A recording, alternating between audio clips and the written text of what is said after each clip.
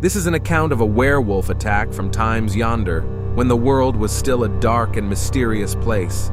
It was written in the journal of a dead man, prized from the fingers of his lifeless, half-eaten corpse aboard a ship that mysteriously beached on French shores. Savagely mutilated and decomposing bodies littered the ship. After its discovery, people in the surrounding area started going missing. The disappearances spread to the region of Gévaudan, where hundreds of people and livestock were murdered and eaten. This is the account of how it started. It held him aloft by the throat, like he weighed no more than a child, his feet kicking futilely at its dense body. I ran, never looking back, until I reached camp, but I fear this thing still hunts us. My name is Richard Wrightson, or Rig to my friends. If I do not make it home, please tell this story and let people know there is a foul evil loose in the world again. The year was 1760.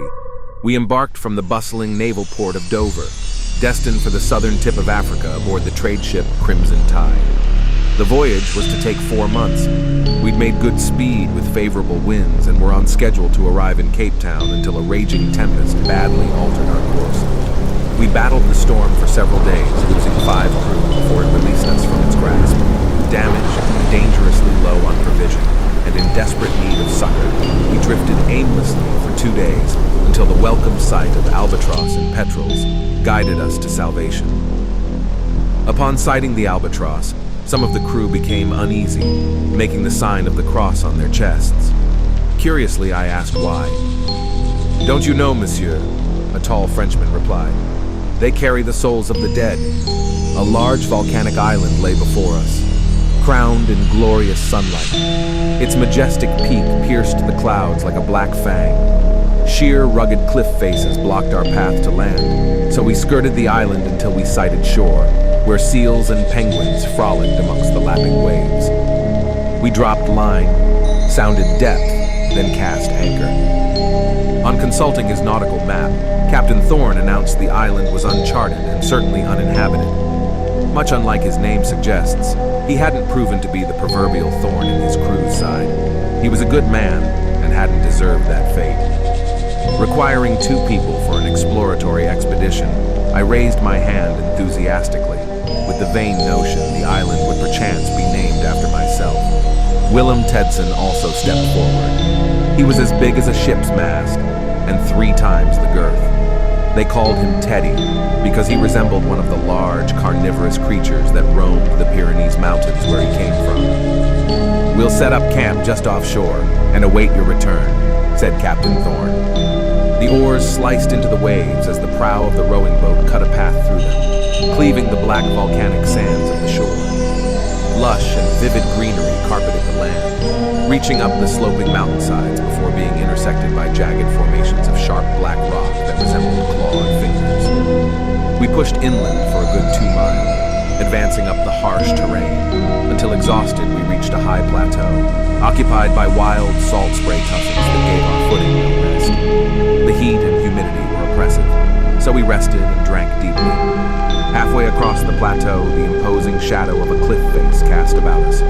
It was then Tedson announced he could no longer hear the call of seabirds, which seemed an unusual statement to make, until I too noted the unnatural silence. I looked up. The clouds were descending on us from the peak of the volcano, cloaking us in blinding mist and freezing our extremities. Rain began to lash us like the whip of an angry slave master. We headed toward the cliff face seeking shelter. I gasped, trying to catch my breath with the relentless beat of the water. "Look! Up there!" I shouted as I tugged at Will's massive forearm. "A cave!"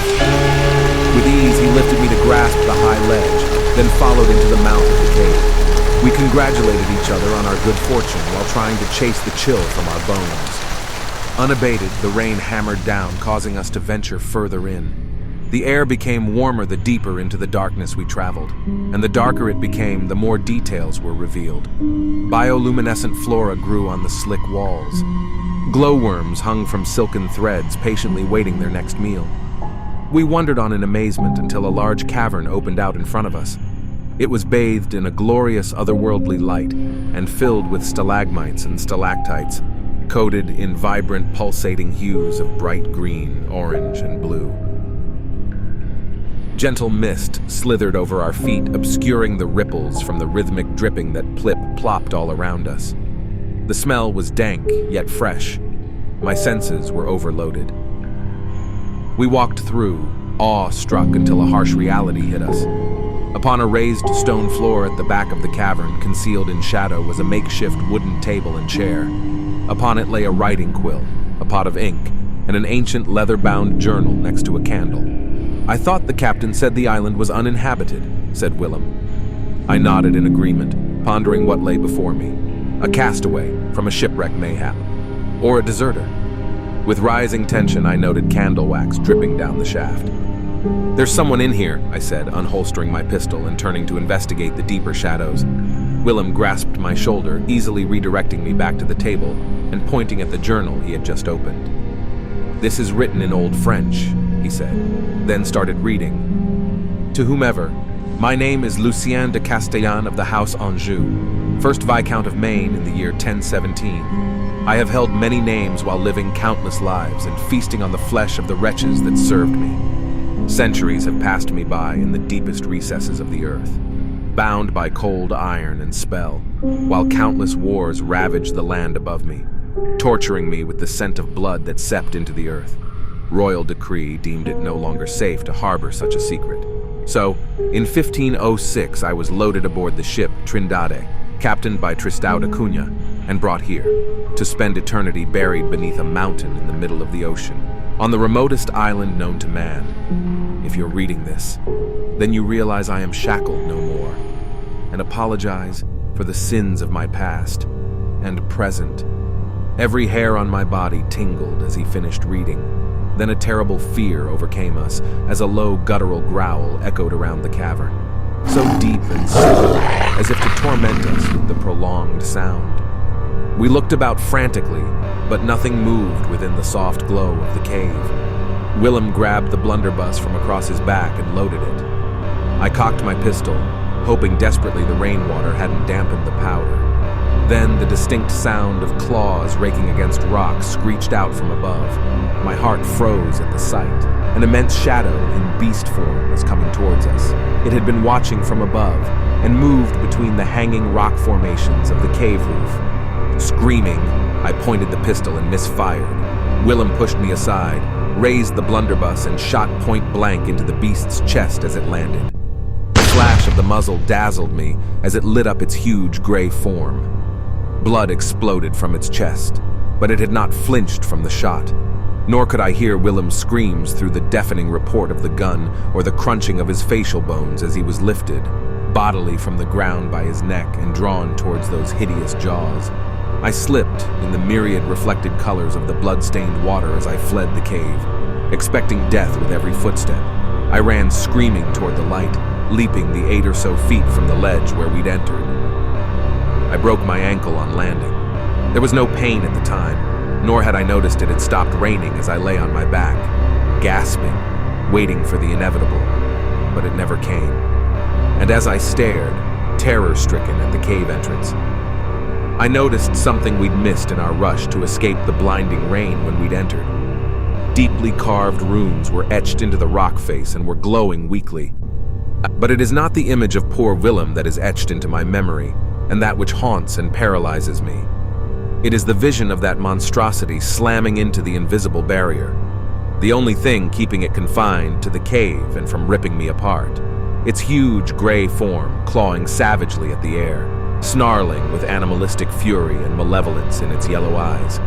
I said a prayer for my companion then, thanking him for the shot that must have slowed it just enough, allowing for my escape. It smashed into the barrier again and again, the runes growing dimmer with each impact. I grimaced when I stood, nearly fainting with each agonized step I took back down to camp. Falling at the captain's feet, I screamed at him and the crew like a madman, begging him to leave the island immediately. But they wouldn't listen and didn't believe me until a brilliant blue flash radiated out from upon the black slopes and a primal howl rent the air. "Get in the boat and row for your lives," I shouted. "Pistols won't stop it." Some of the crew rushed gathering up provisions, while others readied weapons and others milled about, still not believing. Then another howl pierced the tension, and the huge form of the beast loomed into view, barreling down the slope towards us. The boat hit the waves, every hand furiously pumping the oars, but we wouldn't escape the shallows before that thing was upon us. Captain Thorne stepped from the boat into the water. Advancing 10 paces, he drew his saber and leveled his pistol. "Row for your life, lads!" he roared. "And pray it can't fucking swim." If you enjoy my content, please claw that like button and consider subscribing for more nightmare, geniusly scary content.